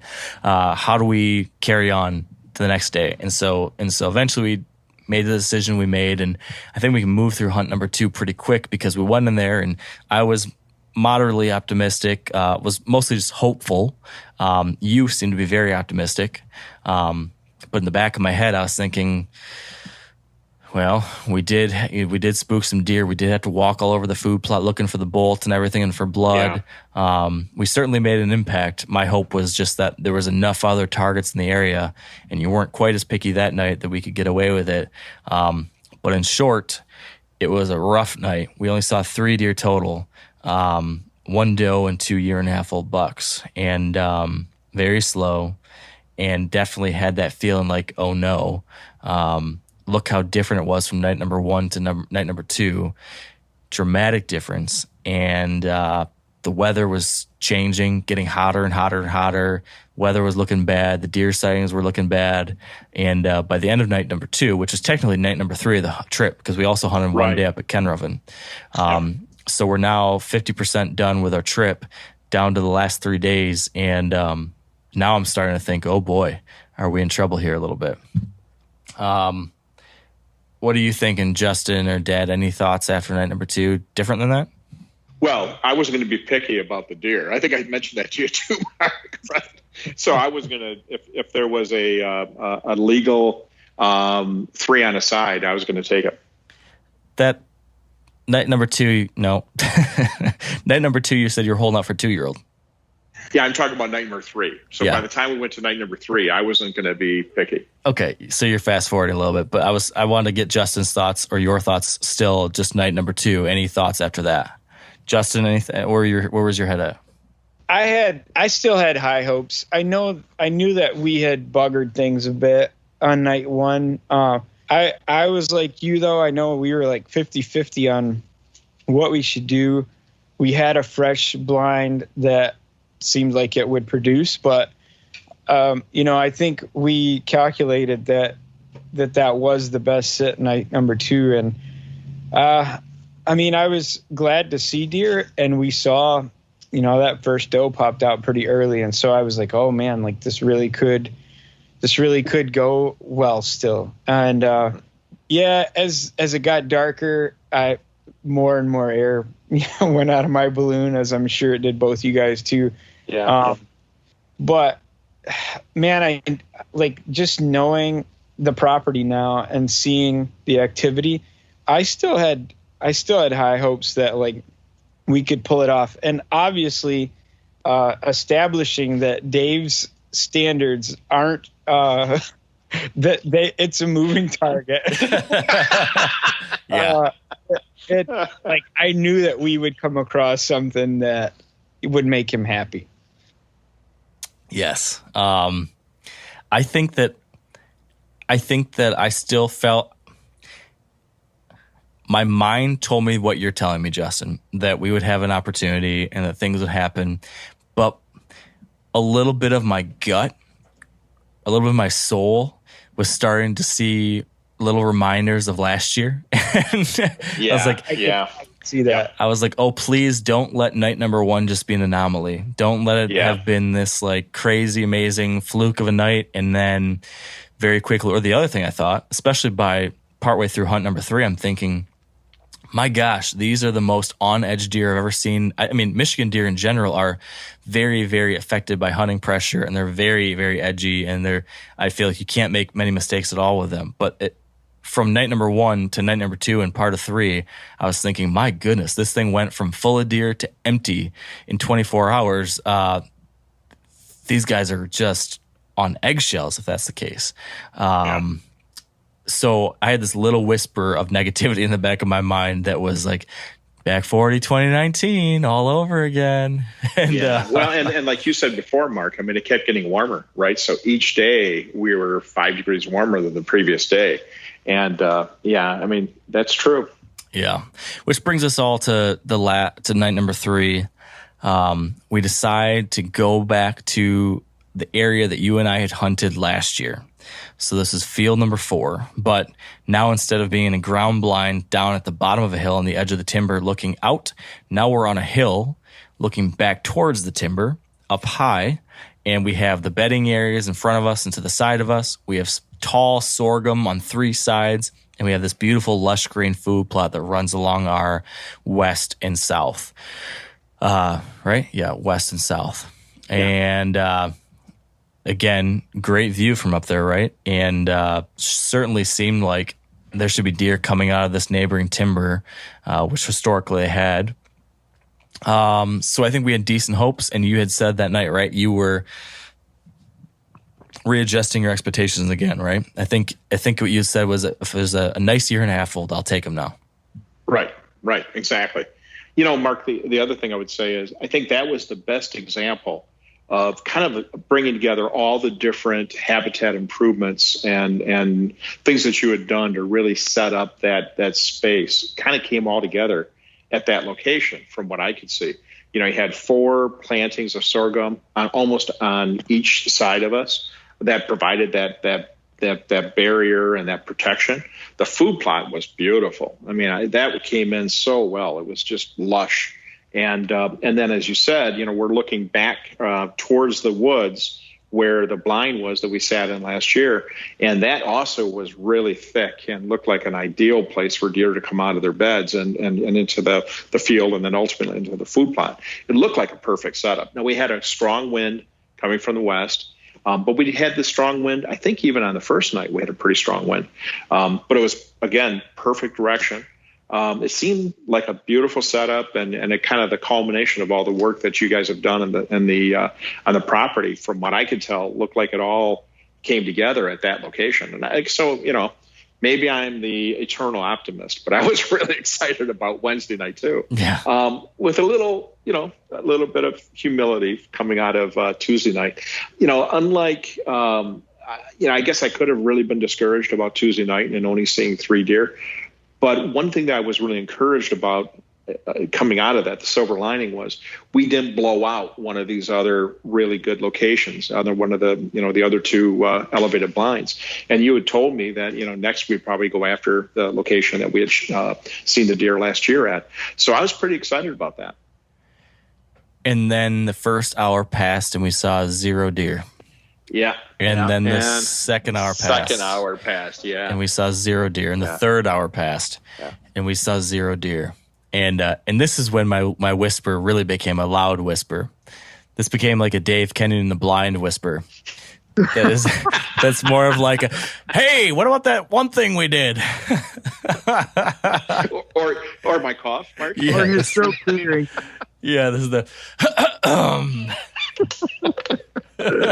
all the things you shouldn't do in the blind. Oh gosh. It's so funny being an adult and sitting with your dad again after you used to sit with him when you were a little kid. And like all those things come rushing back to you when you're an adult and you're sitting in the blind with him. Why did I ever listen to him when I was 10 years old? Right? I'm going to put together a collage after this project's done of all your facial expressions of every noise that your dad made in the blind. You have no idea how hard, Justin, I was trying to be nice during those moments. Hey, it was so bad that it started to wear off on me, and I would have the same expression that you would.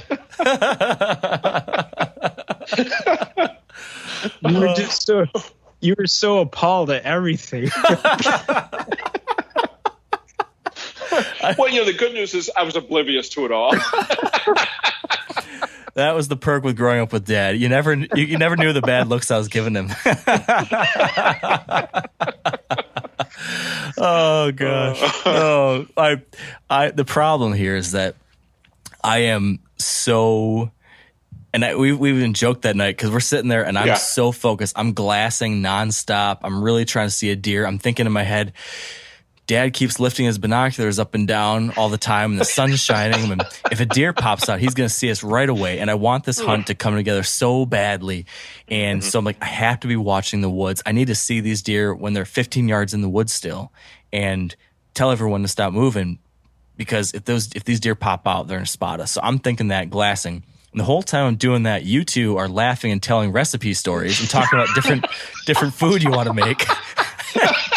And I'm finally like, what are you guys doing over here? You're like a couple housewives exchanging the latest fish fry. We were making the best out of a dud hunting situation. Yeah. I mean, we're walking away with something. Right. And, finally we get to the point where Mark's about ready to do the close, right? Well, yeah. And yes. And I want to finish my thought there, though, which is that I get too intense sometimes and I need to relax a little bit. And Dad, you do a great job of the opposite, staying nice and relaxed and happy. And so at times it wears on me, but I'm very glad that you do it. And I'm glad that you are your own person out there and having a good time. And I'm glad that Justin got to document that interesting father-son dynamic. I almost bought a pressure cooker today, Dave. I know what I'm buying Mark for Christmas. Yeah. Set of earplugs. A better attitude.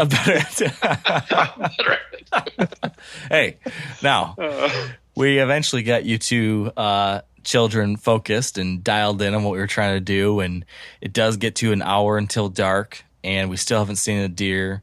And we do a little dialogue session where I'm talking, it's an hour left, and this has got to be when it's going to happen, and still no deer. And then it gets to 30 minutes of daylight left and still no deer.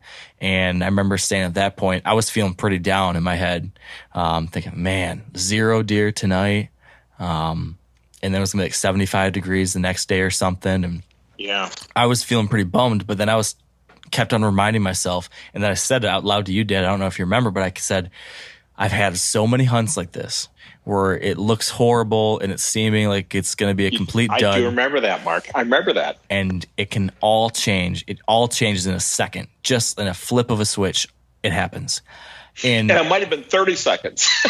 Yeah. I mean, I don't know how long it was after saying that, but very soon after saying that, what happened? So you said, Dad, there's a buck coming out of the woods. And that deer came out. And again, I didn't see it. So you'll have to fill in that gap, Mark, because I didn't see it come out of the woods. I didn't see it come across the field. Well, I didn't see it till it came into the food plot. Yeah, so Justin. I'd like to mention I stopped talking about recipes long enough to point out that there was a deer hitting a scrape on the edge of the wood line. Yes. Oh, so you saw it first, Justin? Yeah. I thought it was Mark. Oh, I forgot that. No, okay. Justin got 2 gold stars for doing this. He got the spot there. Yeah. And so he spotted it. I pull up, I see him right away there, and it was his antlers are up in the tree working a scrape. And right away I said, nice 1.5 old 7-pointer, is what I thought. And basically was seeing him and thinking to myself, man, that's a deer you would shoot. I basically said that's a shooter dead.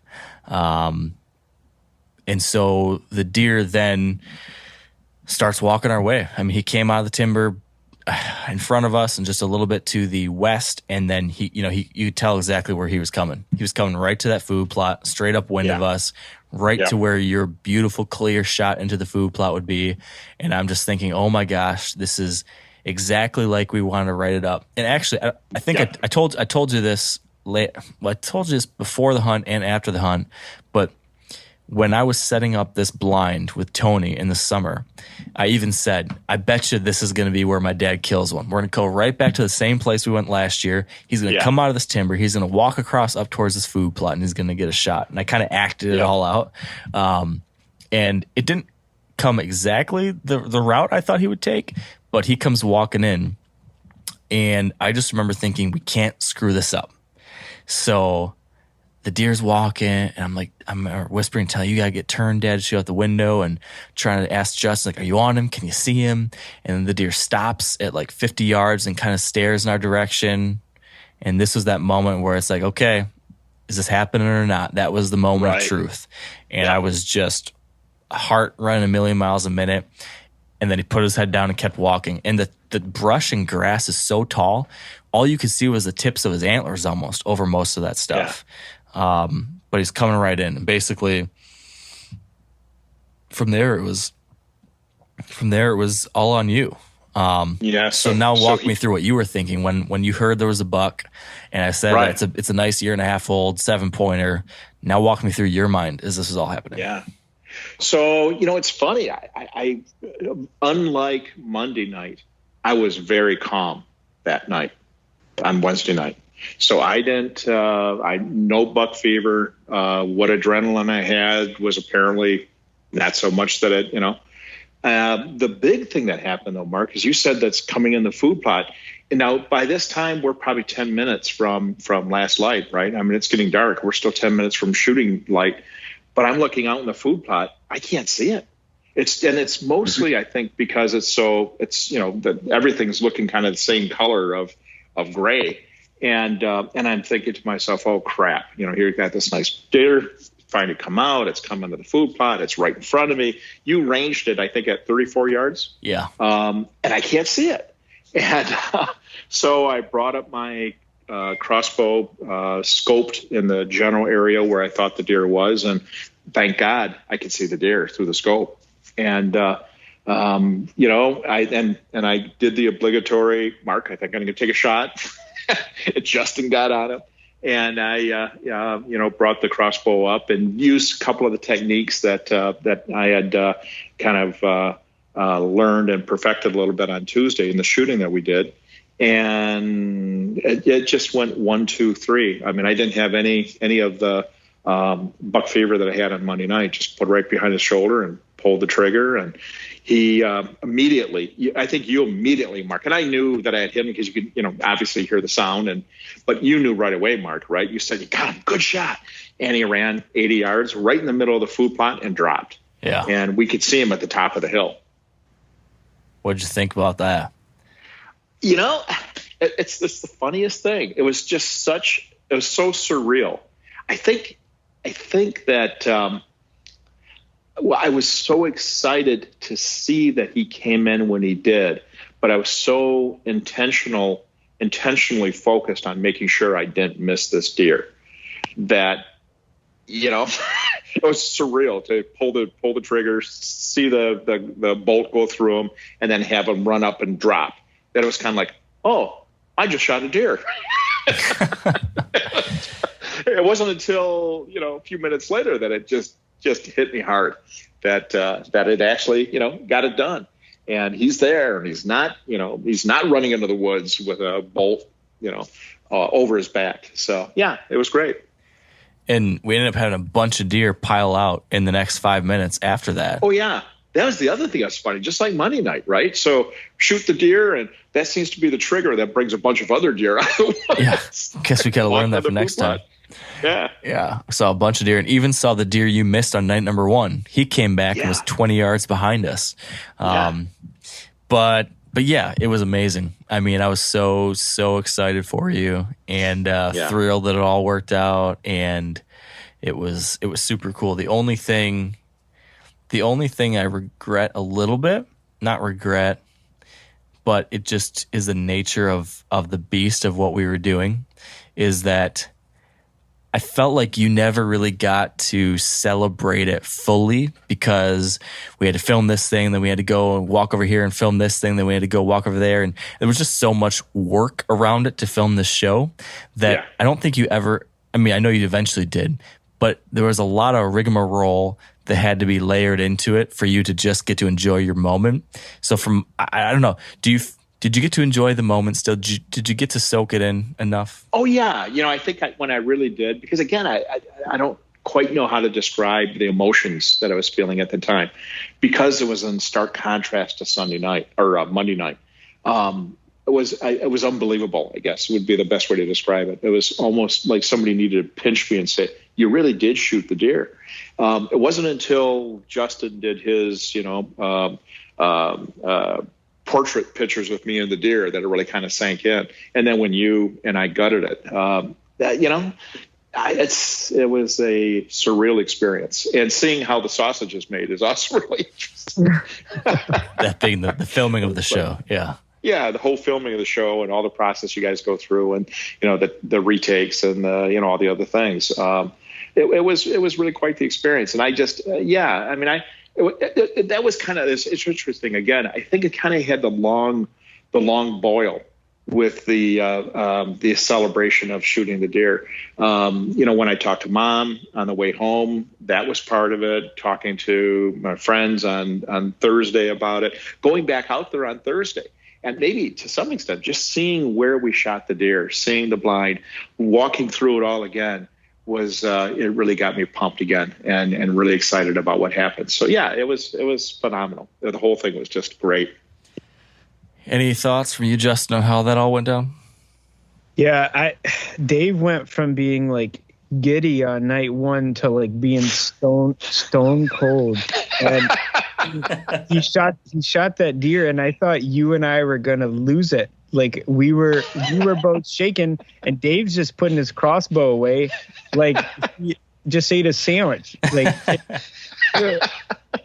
I felt like, I mean, we all rode the roller coaster together, Monday, seeing what happened on Monday and having high hopes. And obviously, like, I know you had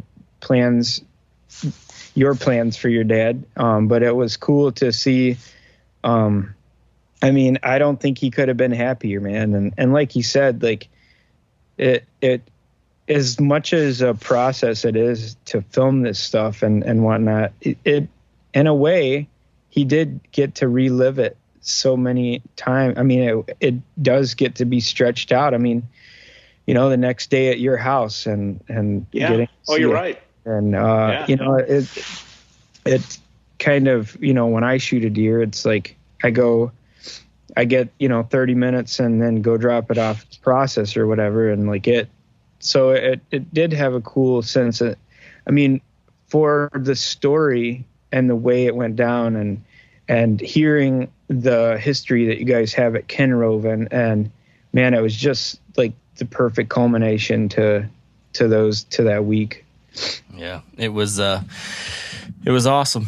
It was really cool to see how much, just to see you having a good time out there, Dad, to be able to, after everything that you've to be a son for a moment here, for after everything that you've done for me and all the things you introduced me to, and how you raised me to be the person I am now, and to give me these opportunities that I have now, and to hunt and to do the things I love. But knowing that, you hadn't been able to have some of these experiences that I now get to have a lot, I just so badly wanted you to get that reward that I knew you deserved, and to see you get your first deer with a bow and your biggest buck yet, and to have these kinds of fun sightings and see a bunch of deer and see a bunch of bucks and see bucks fighting and see your biggest buck and all that stuff. It was like a dream come true for me too. So I just, no one deserves it more, and I was just really, really happy for you. And you have all my life inspired me with how you push through tough things and achieve incredible things despite whatever obstacle might be in front of you. This is another perfect example of that, where a cruddy thing happened and you dealt with it and you pushed through it and you kept a good attitude and a smile on your face. And here we are a couple days later, and you're cool as a cucumber. You learned, you adapted, you pushed through, and you did a great thing. So it was just a terrific moment as a son. It was a terrific learning experience. You continue to inspire me and many others, I think, too, and put a hell of a shot in that buck too. So it was just really cool all the way around. And I don't know, Dad, I think I should let you wrap it up here. If you have any final thoughts on the experience, or any final takeaways from what you learned, or I don't know, anything, this whole journey you've been on as a bow hunter, and the ups and downs and where all this has taken you, or any thoughts for other people that have struggled as new hunters, or hunters who have dealt with anything. I don't know. What are your parting words for folks listening to this story?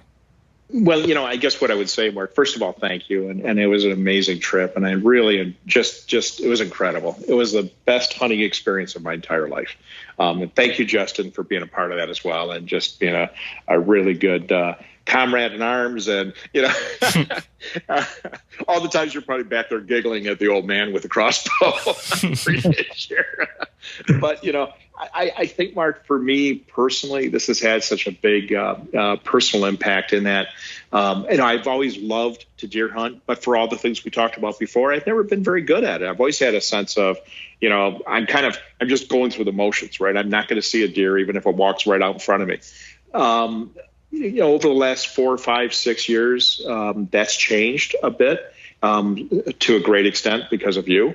And that really is neat. Thank you. You've reignited my passion for bow hunting in particular, but just hunting in general, at a level that it hasn't been in a long time.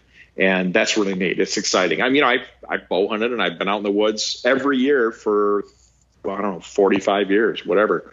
But I haven't had so much fun, and have never been as excited as I am about the sport right now. That's awesome. Well, I see more exciting hunts like this in your future, Dad. I know we were already spitballing about some new ideas for next year. So hopefully we can keep them coming, and we'll have more podcasts like this next year and the year after that. And before we know it, you're going to be yelling at me for making too much noise in the blind. That will be. Remember, there's only one prophecy that always comes true, Mark, and that's may your children treat you the same way. Everett will be out in the woods one of these days, and he'll be saying, "Dad, you're making too much noise. Dad, let me go first. Dad, can I have your bow? I need to shoot that deer." Yeah, I don't think you're too far off. He was already sneaking around today with his little pretend deer hunting rifle, and I was trying to work, and he was trying to hunt. And he was sneaking up, and he was grunting at a buck, and I was, I think, talking to his mom, and he turned at me, and he literally goes, "Shh, Dada, there's a deer buck." So he's well on his way, Dad. He's well on his way. And I guess with that, guys, thank you both for not only being a part of an awesome hunt, but for now sticking around here tonight, talking all about it and reliving it. It was an awesome experience, an awesome hunt. I can't wait for all of you listening to get to see it. The episode is going to be on season 2 of the Back 40, which should be airing this November. So take a look over on the Meat Eater YouTube channel. Keep an eye out here in the coming weeks. We'll have the first episode coming out very soon. And you can also watch season 1 there in the Meat Eater YouTube channel right now, which has that first hunt with my dad and I, and the hunt when I killed the Y-8, and a lot of that background I talked about in the beginning. You can watch some of that too. So with that, I guess we'll wrap it up. Thank you all for listening. Thanks for being a part of this community, for tuning in. Best of luck on your hunts. Get your family members out there, whether it's your son or daughter, wife, father, mother, whatever it is. These kinds of things that my dad and I got to share are, you can't put a price tag on it. It's special stuff. Go out there, create those memories of your own. And until next time, stay wired to hunt.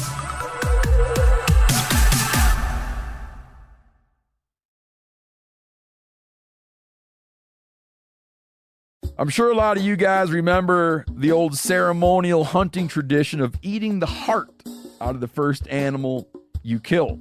Meat from those organs are among the most nutrient-rich foods on the planet. You can get those same benefits your ancestors craved via convenient daily capsules from Heart and Soil. Find out more at heartandsoil.co. And remember, use code MeatEater for 10% off your purchase.